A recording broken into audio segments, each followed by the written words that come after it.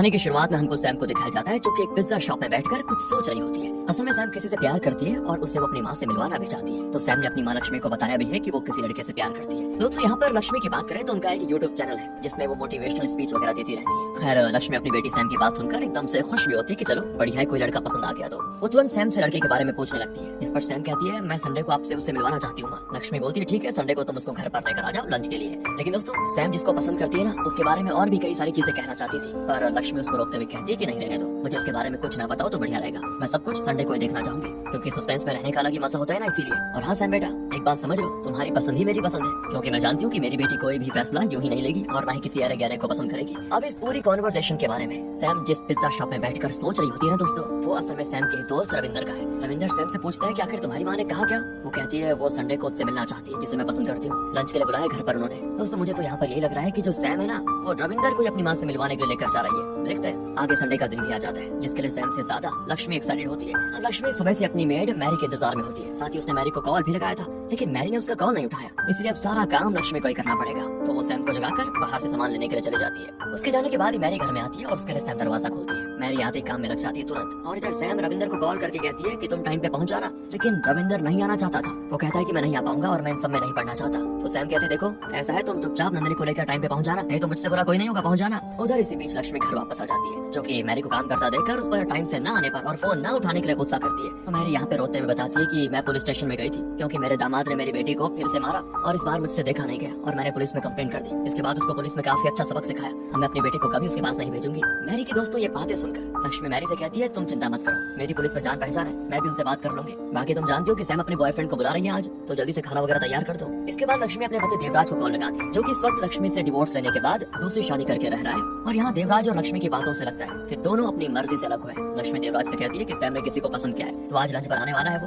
तो क्या तुम भी आ सकते हो। और देवराज को जब पता चलता है कि लक्ष्मी ने उसे इस बारे में पहले जानते हुए भी नहीं बताया और खुद ही प्लान बना लिया संडे को मिलने के लिए, तो वो मना कर देता है कि मुझे पहले क्यों नहीं बताया। बाकी वो ये भी कह देता है सैम को मेरी बेस्ट विशेस कहना। लक्ष्मी क्या ही कर सकती थी, वो सैम को एक गिफ्ट दिखाते हुए कहती है ये गिफ्ट मैं तुम्हारे बॉयफ्रेंड को देने वाली हूँ। ये चीज देखकर सैम पता नहीं क्यों परेशान हो जाती है यार। तो इसके बाद लक्ष्मी सैम को एक ड्रेस देते हुए कहती है आज तुम इसको पहनना। अब पहले तो सैम उस ड्रेस को पहनने से मना कर देती है लेकिन बाद में वो उस ड्रेस को पहन ही लेती है। अपनी बेटी को इस ड्रेस में देखकर लक्ष्मी को भी बड़ी खुशी होती है। और इधर देवराज को उसकी दूसरी पत्नी समझाती है कि देखो अगर तुम जा नहीं सकते हो तो कम से कम अपनी बेटी से बात तो कर लो। तो देवराज भी सैम को कॉल करके उससे कहता है कि बेटा मैं आज नहीं आ पाया लेकिन मैं तुम्हें और तुम्हारे बॉयफ्रेंड को बेस्ट विशेस देता हूँ, तुम दोनों से मिलने में जरूर आऊंगा कभी न कभी, बस डेट और टाइम डिसाइड कर दो तुम। ये बातें सुनते ही सैम बिना कुछ बोले फोन अपनी माँ को पकड़ा देती है। अब कुछ देर के बाद जिसका सभी को इंतजार था उसकी होती है एंट्री, यानी कि रविंदर की, जो कि अकेला नहीं आया बल्कि उसके साथ नंदिनी नाम की लड़की होती है। दोस्तों यहाँ पर हम एक चीज नोटिस करते हैं कि सैम थोड़ा घबराई हुई है। अब वो क्यों उसका तो हमें बाद में पता चलेगा। खैर नंदिनी लक्ष्मी के लिए फूल लेकर आई होती है जो कि वो लक्ष्मी को दे देती है और लक्ष्मी फिर दोनों को अंदर बुलाती है। यहाँ पर हम देखते हैं कि नंदिनी और सैम साथ में बैठ जाते हैं और रविंदर को अकेला बैठा देखकर लक्ष्मी रविंदर को सैम के बगल में बैठने के लिए कहती है। फिर रविंदर लक्ष्मी को अपना इंट्रोडक्शन देता है जिसको देखकर लक्ष्मी के साथ मैरी भी काफी खुश होती है। दोनों को ही रविंदर काफी पसंद आ जाता है। लेकिन सैम और नंदिनी के हाव भाव दोस्तों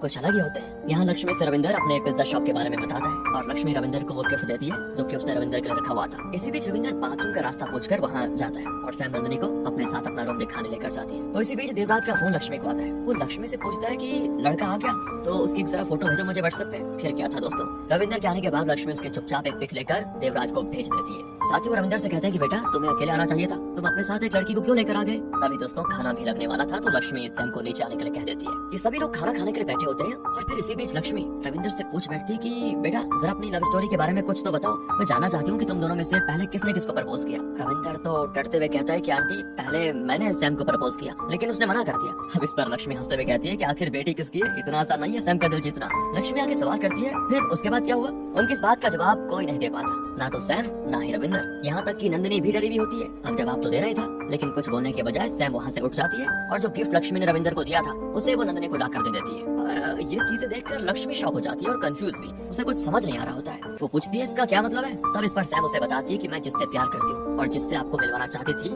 वो रविंदर नहीं बल्कि नंदिनी है। यानी कि दोस्तों सैम नंदिनी को पसंद करती है और अपनी माँ की मर्जी से उसके साथ रहना भी चाहती है क्योंकि लक्ष्मी ने सैम को कहा था कि बेटा तुम जिससे भी पसंद करोगे मैं उसे स्वीकार कर लूंगी। मगर यहाँ तो मैटर कुछ और ही है दोस्तों। सैम एक लड़की होकर दूसरी लड़की को कैसे प्यार कर सकती है। इस बारे में सोचते हुए लक्ष्मी नंदिनी को अपने घर से निकल जाने के लिए कह देती है मगर सैम नंदिनी को रोक लेती है। ये देखकर लक्ष्मी वहाँ से गुस्से में चली जाती है कि पता नहीं क्या होगा। उसके जाने के बाद नंदिनी सैम से कहती कि देखो मैंने तुमसे कहा था ना इसका अंजाम अच्छा नहीं होगा। इतना कहकर वो जाने लगती है। सैम उसे रोकने की काफी कोशिश करती है पर नंदिनी कहती है तुम मुझसे प्यार ही नहीं करती हो। अगर तुम प्यार करती तो ये सब ना करती बल्कि मेरे साथ यहाँ भाग जाती। लेकिन नहीं, तुम्हें तो अपनी माँ की परमिशन चाहिए थी। क्या तुम्हें मैंने बताया नहीं कि मेरी माँ ने मेरे साथ क्या किया था? अब इस पर सैम कहती है कि देखो मेरी माँ वैसी नहीं है, वो जरूर समझ जाएगी। मगर यहाँ पर नंदिनी उसकी बिना कोई बात सुने गुस्से में रविंदर के साथ चले जाती है और यहाँ नंदिनी के लाए फूलों को लक्ष्मी डस्टबिन में फेंक देती है और साथ ही वो देवराज को कॉल करके जल्दी जल्दी आने के लिए भी कहती है। तभी दोस्तों बारिश हो जाती है। इसमें सैम बाहर होते हुए खड़ी होती है। अब अपनी बेटी को इस हालत में देखकर लक्ष्मी उसे किसी तरह बहला फुसलाकर अंदर लेकर आ जाती है। अंदर आने के बाद वो अपनी बेटी से कहती है कि बेटा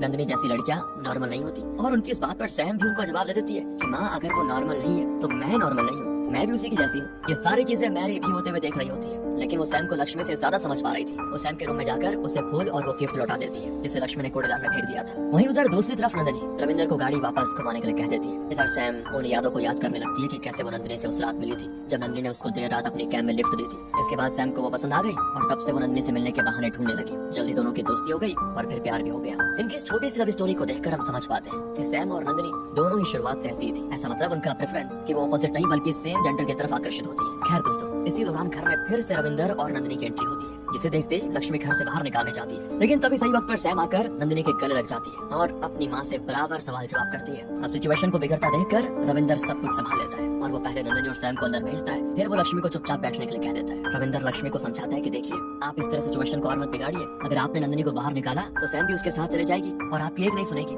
साथ ही वो आपसे नफरत भी करने लगेगी। इस सिचुएशन को ठंडे दिमाग से संभालना होगा और एक बार आप सैम की बात सुनने की कोशिश तो कीजिए कि मैटर बैठकर बात करने का है। फिर लक्ष्मी भी रविंदर से अंदर जाने के लिए कह देती है कि देखो मुझे थोड़ा टाइम चाहिए, तुम अंदर चलो मैं आती हूँ। रविंदर अंदर आता है तो सैम को नंदिनी के साथ देखकर वो कहता है आंटी अभी आ रही है तुम दोनों से बात करने के लिए। कुछ देर के बाद लक्ष्मी आ जाती है जो कि पहले नंदिनी से अपने बर्ताव के लिए माफी मांगती है। नंदिनी कहती है कि आंटी कोई बात नहीं, मेरे साथ तो उससे भी बुरा हुआ है। आगे नंदिनी लक्ष्मी से डायरेक्ट बोल देती है कि वो सैम से प्यार करती है। बस सुनकर लक्ष्मी हंसते हुए कहती है कि तुम जानती हो सैम के कई बॉयफ्रेंड्स रह चुके हैं, यहाँ तक कि उसने अपने पहले क्रश का नाम भी मुझे बताया था। उसका नाम मैं भूल रही हूँ वैसे। नंदिनी कहती है उसका नाम रॉबर्ट था आंटी और ये सब सैम ने आपसे झूठ बोला था। आगे सैम अपनी माँ से बताती है कि माँ मुझे पहले से लड़कियों के बीच रहने में शर्म आती थी और लड़कों के साथ मैं कंफर्टेबल महसूस करती थी, इसलिए मैं लड़कों से ज्यादा दोस्ती करती थी और आपको गलतफहमी हो गई। बाकी रही बात रॉबर्ट की तो मैंने इसीलिए झूठ कहा था क्योंकि मैं डरती थी कि आपसे सच्चाई बताऊंगी तो क्या हो जाएगा। यही वजह थी कि मैंने आपसे झूठ बोला। ये सारी बातें कहते कहते सैम रो भी रही होती। तभी वहाँ पर सैम के पिता देवराज आ जाते हैं जो कि सैम से पहले उसके रोने का कारण पूछते हैं और कहते हैं कि ये सब क्या हो रहा है। तो इस पर सैम उन्हें बिना कुछ बोले नंदिनी को लेकर ऊपर कमरे में चली जाती है और रविंदर फिर देवराज को ये कहकर बाहर लेकर जाता है कि चलिए अंकल हम बाहर चलकर बात करते हैं। इसी बीच लक्ष्मी मैरी को सैम के रूम में पोछा मारने के लिए भेज देती है और मैरी ना वो सैम के इस रिश्ते से काफी खुश थी क्योंकि उसका मानना था कि एक औरत ही दूसरी औरत को समझ सकती है। मर्द का क्या है, वो बस औरत को प्रेग्नेंट कर देते हैं और उन्हें मारते पीटते हैं। एटलीस्ट मैरी ने अभी तक यही देखा है। मैरी बताती है कि मेरी भी लोकेलिटी में 2 हाउसवाइफ ऐसी रहती है जिनके हस्बैंड दोनों को मारते हैं, एक दूसरे से मिलने के लिए मना करते हैं, मोहल्ले वाले काफी बातें भी बनाते हैं दोनों पति के प्रति, मगर दोनों को कोई भी फर्क नहीं पड़ता। यहाँ इस पॉइंट पर सैम मैरी से 2 कप कॉफी लाने के लिए कह देती है। दूसरी तरफ रविंदर देवराज को सारी बातें बता देता है। देवराज कहता है कि ये भला कैसे नॉर्मल हो सकता है। तब रविंदर उसको समझाते हुए कहता है कि अंकल जिस तरह हम अपोजिट जेंडर के प्रति अट्रैक्ट होते हैं उसी तरह ये भी इन लोगों के लिए नॉर्मल है जो सेम जेंडर के प्रति अट्रैक्ट होते हैं। हम उन्हें फोर्स नहीं कर सकते कि वो ऐसे बन जाए। इस पर देवराज उसको बाहर लेकर जाता है और कहता है कि तुम भला इतनी वकालत क्यों कर रहे हो सैम की। तो रविंदर कहता है क्योंकि मैं सैम से प्यार करता था पर जब मुझे सैम की सच्चाई पता चली तो मैंने भी आपके तरह रिएक्ट किया, पर बाद में वक्त के साथ मैं समझ गया और अब मैं उसका बेस्ट फ्रेंड बना हुआ हूँ। अब जवाब में देवराज कहता है कि अगर ये तुम्हारे लिए नॉर्मल है तो कल को मैं अगर सैम के लिए एक डॉग लेकर आ जाऊँ और सैम उस डॉग से प्यार करने लगे और उसके साथ रिलेशनशिप में रहना चाहे तो क्या ये सही है। रविंदर कहता है कि नहीं सर आपका सवाल ही गलत है। यहाँ 2 इंसानों की और उनकी फीलिंग्स की बातें हो रही है ना कि किसी जानवर की। आगे रविंदर देवराज से कहता है कि कामा सूत्रा में भी सेम जेंडर के इस कॉन्सेप्ट के बारे में काफी बातें हुई है। अब इस पर देवराज बहुत ही ज्यादा आर्ग्यूमेंट कर देता है। अच्छा अगर ऐसा है तो मतलब ऐसे कपल्स शुरू से ही होने चाहिए थे, बहुत ही कॉमन बात होती है, लेकिन मैं जिस लोकेलिटी और सराउंडिंग्स में रहता हूँ मैंने तो ऐसे कोई केस ना होते हुए देखा और ना ही सुना है। रविंदर कहता है कि ऐसा तो मैंने भी नहीं देखा, पर शायद समाज के डर से इस तरह के लोग अपने रिलेशनशिप को शायद प्राइवेट रखना चाहते हो, ये भी हो सकता है। लेकिन ये सुनने के बाद देवराज इस पॉइंट पर खिल जाता है और रविंदर को पॉइंट आउट करके कहता है कि तुम सैम के दोस्त हो ना, इसलिए तुम्हारी सोच उसके लिए ऐसी है, लेकिन मैं उसका पिता हूँ और मेरे लिए नॉर्मल नहीं है। मैं सैम के दिमाग से उसके इस भूत को निकाल कर रहूंगा। रविंदर भी कहता है कि सर ये इम्पॉसिबल है। तो देवराज फिर अकड़ कर कहता है कि अगर मैंने सैम को मना लिया तो मुझसे वादा करो कि जो मैं कहूंगा वो तुम करोगे और तुम्हें सैम से शादी करनी होगी, ये मेरी मर्जी है। जिस चीज के रविंदर पहले तो काफी मना करता है मगर फिर उसको हाँ करना ही पड़ता है। और यहाँ मेरी छत पे जाकर सैम और नंदिनी को कॉफी दे देती है और पूछती है कि आप लोगों की अगर शादी हो जाती है तो ये बताइए कि आप में से पति कौन बनेगा और कौन किसे मंगलसूत्र पहनाएगा। तो नंदिनी खुशी खुशी जवाब देती है कि इस रिश्ते में मर्द की कोई जगह नहीं है, मतलब हस्बैंड जैसी कोई चीज होगी नहीं, बस हम एक दूसरे की वाइफ कहलाएंगे। दूसरी तरफ दोस्तों देवराज लक्ष्मी से बात करने के लिए उसके कमरे में आता है, जहाँ वो पहले लक्ष्मी को एक कसूरवार ठहराता है कि तुम्हारी परवरिश के कारण ही वो ऐसी हो गई। लक्ष्मी देवराज को कहती है कि तुम अगर उस टीचर से शादी ना किए होते तो शायद हमारी बेटी ऐसी ना निकलती। मतलब दोनों ही एक दूसरे को दोष देने लग जाते हैं दोस्तों। थोड़ी बहस के बाद देवराज लक्ष्मी से कहता है कि इस बहस करने को कोई मतलब नहीं है, अभी फिलहाल हमको ये देखना है कि इस सिचुएशन से हम कैसे डील करें। मुझ पर भरोसा रखो, मैं सब संभालूंगा,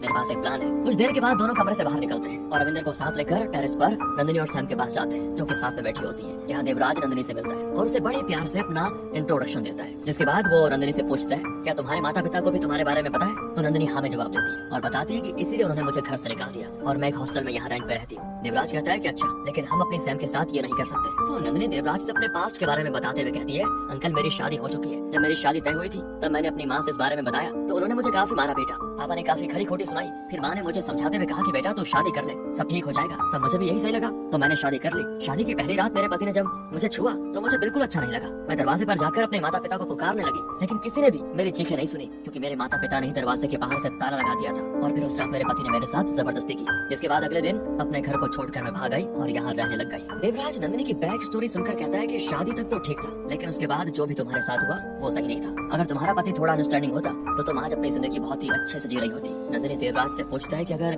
ऐसा है तो अगर आपकी शादी किसी लड़के से हुई होती और वो अंडरस्टैंडिंग होता तो क्या आप भी उसके साथ खुश रहते? वो कहता है कि नहीं, मैं बिल्कुल नहीं रहता, क्योंकि ये नेचर के खिलाफ है। इसके बाद देवराज पूछता है अच्छा ये बताओ तुम्हें कैसे लगा कि सैम भी तुम्हारी जैसी है, मतलब तुमको पता कैसे चला? तो इस पर सैम कहती है कि उसे देखकर मुझे लगा था मैंने नंदिनी को प्रपोज किया। जैसे एक लड़का लड़की एक दूसरे के करीब आते हैं उसी तरह हम भी एक दूसरे के करीब आए। हमें एक दूसरे के बारे में पता चल गया था। प्रकृति ने हमें ब्लैक एंड व्हाइट के अलावा और भी कलर्स दिए हैं जो कि इनके बीच में आते हैं। हमारा भी रिश्ता उन कलर्स की तरह है। अब देवराज फिर आर्ग्यू करते हुए कहता है कि एक रिश्ते में दो अपोजिट जेंडर होना जरूरी है ताकि हमारा इवोल्यूशन हो सके, जो कि प्रकृति का नियम है और तुम लोग प्रकृति के नियम के विरुद्ध जा रहे हो। सैम कहती है अगर प्रकृति का ये नियम है तो हमें प्रकृति ने शुरुआत से ऐसे क्यों बनाया, हमारे अंदर ऐसी फीलिंग्स क्यों दी? देवराज कहता है कि सुनो, एक इंसान अगर बच्चे ना पैदा करे तो उसकी जिंदगी व्यर्थ, उनके रिश्ते का कोई मतलब नहीं। सैम यहाँ पर अगेन आर्ग्यू करती है। दोस्तों लगता है ये बस ऐसे चलने वाली मूवी। कहती है कि अगर ऐसा है तो आप और माँ की एक बेटी हुई जो कि मैं हूँ, तब भी आपका रिश्ता टूट गया और आपकी दूसरी शादी से आपको कोई बच्चा नहीं हुआ, तो फिर आप साथ तो रह ही रहे हो ना, तो क्या आपका रिश्ता भी बेमतलब है? बताइए, क्या आप लोग बिना बच्चे के बुढ़ापे तक नहीं रहोगे? बताइए।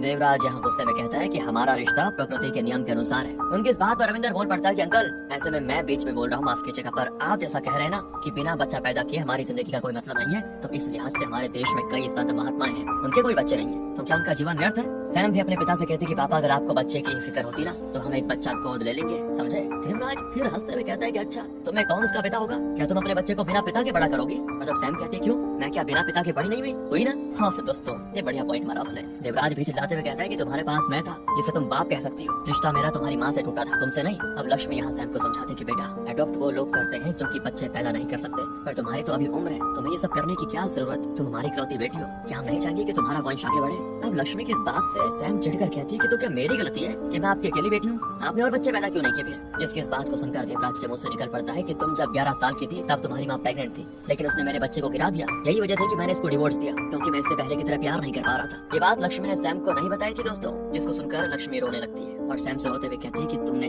जब जन्म लिया ना तो मुझे काफी दर्द और तकलीफें हुई, मेरी जान पर बनाई थी, इसी कारण दूसरी बार मैं घबरा गई और मैंने ये कदम उठा लिया। तुम्हारे पिता उस दर्द को नहीं समझ सकते, एक औरत ही दूसरी औरत का दर्द समझ सकती है। उसकी इस बात को सुनकर सैम और देवराज लक्ष्मी को गले लगाकर रोने भी लग जाते हैं। तभी छत के दरवाजे को मैरी नॉक करती है। इसको देखकर लक्ष्मी उसके पास जाती है। मैरी ने सारा काम निपटा दिया था और मैरी की बेटी को उसके पति ने मार भी दिया था सुबह, तो मैरी को उसको हॉस्पिटल लेकर जाना होता है। इसके लिए वो लक्ष्मी से 500 रुपए मांगती है और कहती है इसे आप मेरी सैलरी से काट देना। तो इस पर लक्ष्मी मैरी को 1000 रुपए देते हुए कहती है कि जाओ ले जाओ, तुम्हारी सैलरी से नहीं कटेगा, जाओ। पर लक्ष्मी ये भी कहती है कि मैरी यहाँ पर जो भी हुआ उस बारे में किसी को मत बताना। मैरी लक्ष्मी से कहती है जानती है मैडम, मैं जब कॉफी लेकर ऊपर गई थी तो सैम नंदिनी के साथ काफी खुश लग रही थी, तो मेरी बेटी की तरह मेरी मानो तो वो जैसी है ना उसको वैसा ही रहने दो, ये कोई शर्म की बात थोड़ी है जिसको छुपाया जाए। इतना कहकर मैरी लक्ष्मी को 500 रुपए लौटाते हुए कहती है मुझे 500 की ही जरूरत थी, बाकी आप इस 500 को मेरी तनख्वाह से काट देना। इतना कहकर वो चली जाती है। मैरी को भेजने के बाद लक्ष्मी वापस ऊपर जाती है, जहाँ देवराज सैम और नंदिनी से कहता है कि देखो हम तुम्हारे रिश्ते को सिर्फ एक शर्त पर एक्सेप्ट करेंगे, तुम्हें 1 साल के लिए एक दूसरे से दूर होना होगा, ना तो कोई कॉल ना मैसेजेस और ना ही कुछ और। 1 साल के बाद अगर तुम दोनों की फीलिंग्स एक दूसरे के लिए ऐसी ही रही तो हमें कोई दिक्कत नहीं होगी। बाकी इसी बीच मैं, तुम्हारी माँ और तुम साथ में काउंसलिंग पर जाएंगे, और अगर 1 साल के बाद तुम्हारा मन पलट गया तो तुम्हें रविंदर से शादी करनी होगी। ये बातें सुनकर नंदिनी तो इसके लिए राजी हो जाती है, लेकिन सैम नहीं होती। वो नंदिनी से अब एक भी पल दूर नहीं रह सकती, बल्कि उल्टा वो नंदिनी से कहती है ये कोई फिल्म नहीं है, ये सब फिल्मों में होता है। सैम अपने माता पिता से कहती है आप दोनों जानते हो 10वीं क्लास तक मेरे पास एक बारबी डॉल थी जो कि पापा आपने ही मुझे दिलाई थी। मैं उससे अपनी सारी फीलिंग्स शेयर करती थी, मगर एक दिन वो अचानक से गुम हो गई और तब मुझे ऐसा लगने लगा जैसे कि मेरा दम घुट जाएगा। पर जब मैं नंदिनी से मिली तब जाकर मेरा दम घुटना बंद हुआ और आप ये शर्त रखकर 1 साल तक मेरा दम घुटने की कोशिश कर रहे हो। इतना कहकर सैम नंदिनी का हाथ पकड़कर उसे खड़ा करती है और कहती है अपनी बात समझाने के लिए मेरे पास अब एक ही चारा है। इतना कहकर वो नंदिनी को किस करने लग जाती है, जो देख देवराज एकदम से उड़ जाता है और लक्ष्मी के रिएक्शन भी बिल्कुल शॉकिंग होते हैं। वो ये चीजें देख नहीं पाती और सैम को पीटने लग जाती है। फिर रविंद्र और देवराज किसी तरह उसको रोकते हैं तो सैम इस पॉइंट पर कहती है मुझे लगा था आप इस सोसाइटी से अलग होंगे, लेकिन नहीं, आप भी इस सोसाइटी की तरह हम लोगों से घिन करते हैं, इसलिए मुझे आप जैसे लोगों के साथ रहना ही नहीं है। इतना कहकर सैम नंदिनी को साथ लेकर चले जाती है। घर छोड़ने का मतलब फैसला कर लेती है। बैग वगैरह तैयार करके जब सैम नीचे आती है तो देवराज उससे कहता है कि बेटा जो तुम कर रही हो मैं उसके हक में तो नहीं हूँ, और ये याद रखना पापा तुमसे हमेशा प्यार करते रहेंगे और एक बाप का प्यार एक बाप भी समझ सकता है। बाकी मैं जा रहा हूँ कहकर देवराज तो चला जाता है। उनके जाने के बाद लक्ष्मी सैम से कहती है कि बेटा बस तुम एक दिन के लिए रुक जाओ। तो सुनकर नंदिनी बैग को एक तरफ रख देती है और फिर वो लक्ष्मी से कहती है कि आंटी सैम आपके साथ तब तक रहेगी जब तक आप चाहोगी। मैं कोई नहीं होती जो उसे आपसे दूर कर सके, वो तो मेरा मन नहीं माना, इसलिए मैं वापस आ गई रविंदर के साथ। इतना कहकर नंदिनी रविंदर के साथ जाने लगती है। जिन्हें छोड़ने के लिए सैम गेट तक जाती है और यहाँ सैम और नंदिनी दोनों ही गले लगाकर रविंदर को उनका साथ देने के लिए थैंक यू बोलती है। उनके जाने के बाद सैम अंदर आती है पर वहाँ लक्ष्मी नहीं होती। वो घबराकर लक्ष्मी को हर तरफ घर में ढूंढने की कोशिश करती है और तब अचानक उसे लक्ष्मी की चीखों की आवाज आती है जो कि स्टोर रूम से आई थी। सैम तुरंत वहाँ जाकर देखती है तो लक्ष्मी गिरी पड़ी होती है। असल में स्टोर रूम से सैम के लिए वो उसकी बारबी डॉल निकाल रही थी, जो कि जाहिर है लक्ष्मी ने ही एक वक्त के बाद छिपा दी थी। ये देखकर सैम उस डॉल को अलग फेंककर लक्ष्मी को गले लगा लेती है, क्योंकि यहाँ लक्ष्मी ने सैम और नंदिनी के इस रिश्ते को कबूल कर लिया और सैम को अब इस डॉल की जरूरत ही नहीं है, क्योंकि अब उसकी फीलिंग्स और बातों को उसकी माँ समझ सकती है, जिनसे सैम बिना किसी झिझक के कुछ भी शेयर कर सकती है। बस फिर क्या था, इसी के साथ ये मूवी खत्म हो जाती है दोस्तों।